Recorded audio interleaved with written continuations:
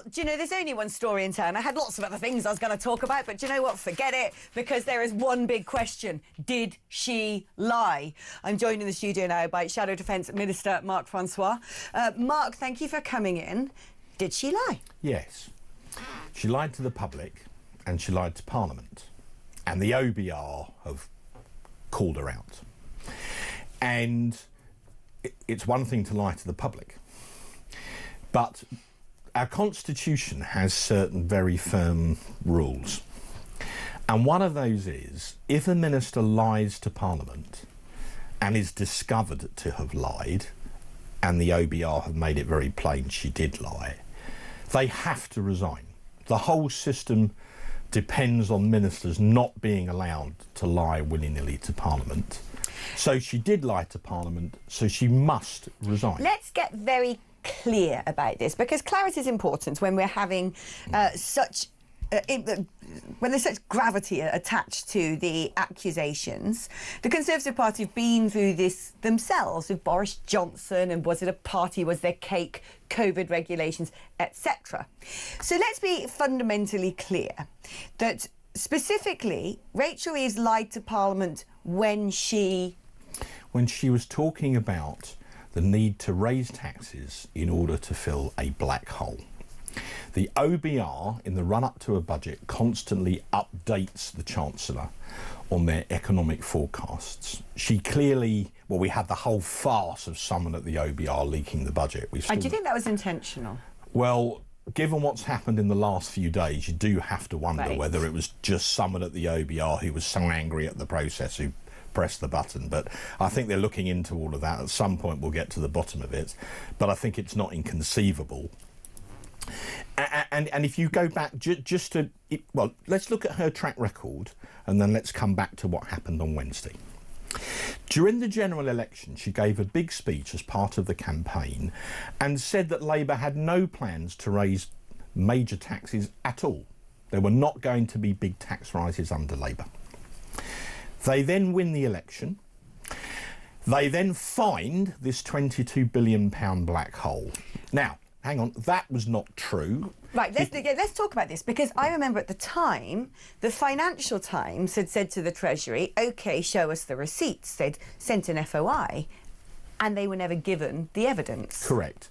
And what we do know is that £9 billion of that was caused by a combination of the pay rise for the train drivers who were threatening to strike, and also the junior doctors. And they were two decisions taken by Labour shortly after they came in. So you can't possibly... So there's £9 billion that couldn't possibly have been there before. Do you see what I mean? Because they were changes made after Labour came in. So she lied about that.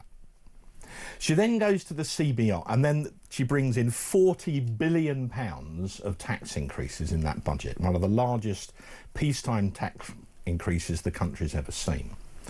A few months later, she goes to the CBI, who are furious, and she assures them, this is a one-off. I'm not going to do this again. There won't be another major tax rising budget under me as Chancellor. Then we come to the 4th of November, and she has what I think's now been dubbed the Cheerios press conference. I thought Kemi was very good with that. Early in the morning, where she basically rolls the pitch for big tax rises, and she tells the public that the public finances are in a dire state. And so she's, she hints very strongly. And we had this chaotic briefing period where almost every day the Treasury or their spin doctors briefed a different potential tax rise. Now, this had the effect some people were cashing in all or part of their pensions. They were making financial decisions that would affect their futures and their families' futures based on all these different rumours. Now, there aren't meant to be leaks of a budget before a budget. The House of Commons is meant to hear it first. So they create this chaotic situation. We now know the OBR tell her just prior to the budget, you haven't got this whacking great black hole. The figures are better than we thought. But she goes ahead and she raises taxes by £26 billion. And the main reason she did that was in order to be able to lift the two-child benefit cap, which was a sop to Labour backbenchers who, after the chaos on winter fuel and the chaos on benefits and PIP, were baying for the PM's blood.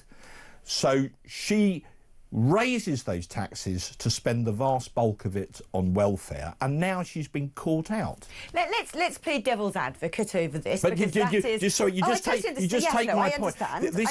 This is what the military would call a pattern of life. Right? No, I totally agree. Look. But I have to play devil's advocate to some degree. That is my job and my responsibility sitting in this chair, which is perhaps saying that the finances are in a dire state is a matter for interpretation, okay? Because some might say, if, you know, someone is used to having millions of pounds, only having £4 in the bank, their finances are in a dire state. Now, if someone's been living their life constantly in overdraft, having £4 in the bank might actually be a good thing. So saying that the finances are in a dire state isn't necessarily lying, it is what they believe. I want to play a clip by James Murray, speaking to him earlier, because this is where it gets curiouser and curiouser. Because unless I've gone mad, I certainly remember the word black hole. Well, I heard you just a few minutes. But we all forgive me, sorry, I don't want to delay your clip. We all did, because it was being briefed to the press day after day after day. No, I know, we know this. We know this is true. We kept hearing black hole. I think we can all be certain, and actually what we need is somebody out there, and no doubt there'll be journalists doing this, coming up with the sort of Jive Bunny mega mix of every time the word black hole has been said. Yeah. So I asked James about whether or not there was a black hole, and this is what he said. Look, if I was on your programme today and we'd had a surplus, budget surplus of just a few £1 billion, you would rightly be saying to me, what on earth are you doing, James? And the markets would rightly be very concerned. You know, one of our priorities going into the budget was to increase that headroom to make sure we had sizable headroom. It's now £21.7 billion. We had to do that despite the fact that the OBR had downgraded productivity based on the previous government's record, which had taken £16 billion off revenues. We decided, and we were clear, that we had to increase that headroom. If we're prosecuting the crime of whether or not the finances are in a dire state, James Murray seems to be suggesting only having a little bit of a surplus is very unwise, and therefore they needed to raise taxes in order to give us more cash for a rainy day. If we're prosecuting the case of whether or not the government's saying there's a black hole, well, it seems to me that James Murray is admitting that there wasn't a black hole. Pretty much, yes. I mean, this is desperate damage and imitation, isn't it? Because they were telling anyone who would listen in the run-up to the budget there was a massive black hole. The reason they whacked taxes up so much was not about filling the black hole and more fiscal headroom. It was because they wanted to spend billions and billions of pounds on the two-child benefit cap to save Reeves and Starmer's neck. Everybody can see that. In the same way, would you imagine the £22 billion black hole that the Conservative Party allegedly left was in fact the £22 billion they needed to massively increase public sector wages, when the predecessors, your government, has said we can't do that because we can't afford it? Well, I think we've just dealt with that. You know, before the election, we were saying to the junior doctors, we can't give you this. I think it was 25% they were asking for. And then the train drivers put in a big wage claim.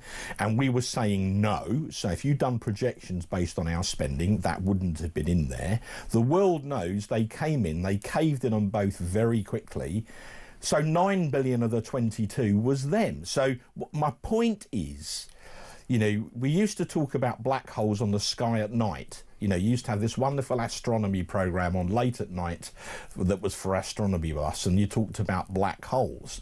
Now it's come to mean a completely different thing. Everyone watching this programme knows that they were briefing anyone who would listen in the run-up to the budget that there was a big black hole, and the reason they had 26 billion quid's worth of tax rises, her having promised the CBI that she was never going to do that again, was to lift the two-child benefit cap. So, you know, we should call Labour the why bother to work party, really. And look, one other thing. She can't even tell the truth about her CV. Yes. What really was the job she had at the Bank of England? What rank was it? What level of responsibility did she have? Because I've got old mates I was at school with who ended up getting jobs in the city, right? And they will tell you, if you work for an investment bank in the current regulatory environment that we've got, If your HR department find out that you've embellished your CV when you applied for a job at that bank, they will walk you out the building. You can be fired for that in the city. So how do you think people who work in the city, keeping the economy moving, feel about the fact that the Chancellor of the Exchequer is at best ambiguous about her past career? So again, there is a pattern of behaviour here, and I've been a Member of Parliament for 24 years, Alex. I've seen a lot of budgets, and usually the government win on day one because they've had months to prep. I'm not sure they won on day one this time, but what the real judge of a budget is what happens by the time you get to the weekend. How does it look by the time you get to the Sunday papers and the Sunday shows like this one? Are you with me? Mm-hmm. And by the time we've got to Sunday, the whole thing has unravelled, and worse than that, the OBR have made plain that the Chancellor was lying. So she's going to have to come to Parliament, not send a junior minister. She's going to have to come to the House of Commons and account for what she did. OK, I've grokked this. I love a bit of grok. Do you like grok? Oh, you should download grok if you don't have grok. Grok is brilliant. So I just asked grok, when did the Labour Party say we had a black hole in the last month? Mm-hmm. Because we know from the OBR that around a month ago, if not prior to that, they said that there was a surplus. Yes. So here it is. So it was initially cited that there was a black hole in public finances on July the 29th, 2024. That's the one, the 22 billion inherited from the previous government. Minus 9 billion, yeah. The party continued emphasising this. And an evolving larger shortfall. So this is the thing I kept hearing, that black hole kept going up and up, 30 billion, 40 billion, 50 billion, throughout November 2025. So November the 4th, Reeves delivered a speech to the Labour Party conference, reiterating the bleak financial position and stressing the need for significant tax rises to address ongoing pressures from the inherited black hole. There you go. 4th of November. 5th of November. After the conference speech, in media interviews, she explicitly rolled out the pitch for tax hikes by warning of deep cuts to capital investment if manifesto pledges, such as no increase in income tax, were honoured, tying it directly to the black hole. Yep. This is where it starts getting murky. November the 26th, during the autumn budget speech, she then referenced closing the 22 billion black hole with prior tax measures on the business and wealthy. So she's kind of now saying, well, we closed that one, but then saying there's 26 billion in new tax rises to create the fiscal headroom. So it is that moment of somewhere between November the 5th, where she was talking about there still being a black hole and that she's going to have to increase taxes because of the black hole, to November the 26th, where all of a sudden she said that black hole has been closed and we now need the headroom. That is essentially the 3 weeks that are critical in the chronology of all of this. Thank you ever so much, Grok. Love it. But this is, I mean, do you think that you're going to be able to get them bang to rights on this? Do you think the Financial Conduct Authority are going to say, yes, we will investigate? If they say, not really our responsibility, are you going to, do you think the party should push on it? Do you think that Richard Fuller was saying actually that this is so egregious that absolutely they must investigate this? Well, ultimately, that's a decision for the Financial Conduct Authority, isn't it? I can't speak for them, but clearly there were so many conflicting rumours and briefings coming, generated by the government in the run-up to the budget that obviously that could have affected investment decisions. I mean, some people, cashed in the 25% tax-free element of their pensions because they were worried that, she would do something with that. So, even on a very human level, that you could say this was affecting investor behaviour. But it might be Mrs. Bloggs who lives in Scunthorpe as opposed to Goldman Sachs, right? So I think there is certainly grounds for the FCA to look at this. But my charge here is, allied to that, did she mislead Parliament? So this is what we need to know. We need to have her basically saying between November the 5th and November the 25th that there is a black hole. And she needs to be saying that there is this level of debt to Parliament. That is your smoking gun. She said, I was there, she said in the budget that she needed to raise taxes significantly, having told the CBI before that she wouldn't do. She needed much greater fiscal headroom. No. She did that so they could lift the two-child benefit cap and try and save her and Starmer's neck. But that isn't. But if they said, no, but the thing is, that's not lying, is it? Because if she said we need this to increase the... No, but come on, there is a... Look, I don't want to defend this woman. But if there's the distinction in language between saying we're going to have to increase taxes to create the fiscal headroom is not the same as saying we need to increase taxes because of the black hole. What's the difference? Well, the difference is, here's zero, here's debt, Look, here's rainy day savings. I think she needs to come to Parliament, and I think she needs to account for herself, and let's see what Parliament makes of it then. But I was sitting there on Wednesday, and there's all these Labour MPs waving their order papers, and I remember that old phrase, not waving but drowning. And that's how it seemed to me. And I said to someone sitting next to me, let's see what this looks like by the time we get to Sunday. And it's got to Sunday, and most of the papers, most of the broadcasting organisations, and even Grok, not me, are you know, and the OBR are calling her out. And she, at the very least, she's got to come to Parliament and explain herself, isn't she? Indeed, she does. Mark Francois, thank you ever so much. It's a delight to have you in the studio. In the end, the entire debate narrows to a single crucial point. Was the public, and more importantly Parliament, misled about the existence of a financial black hole that justified steep tax rises? The OBR's updated forecasts reportedly showed no such gap, yet the Chancellor proceeded with £26 billion in tax increases while insisting the nation's finances were in crisis. The timeline, the shifting explanations, and the contrasting briefings all create a picture of confusion, contradiction, and political pressure. Whether intentional or not, this discrepancy has shaken trust at the heart of the government's financial credibility. Now, with public confidence wavering and scrutiny intensifying, the Chancellor must return to Parliament, account for her claims, and clarify the truth.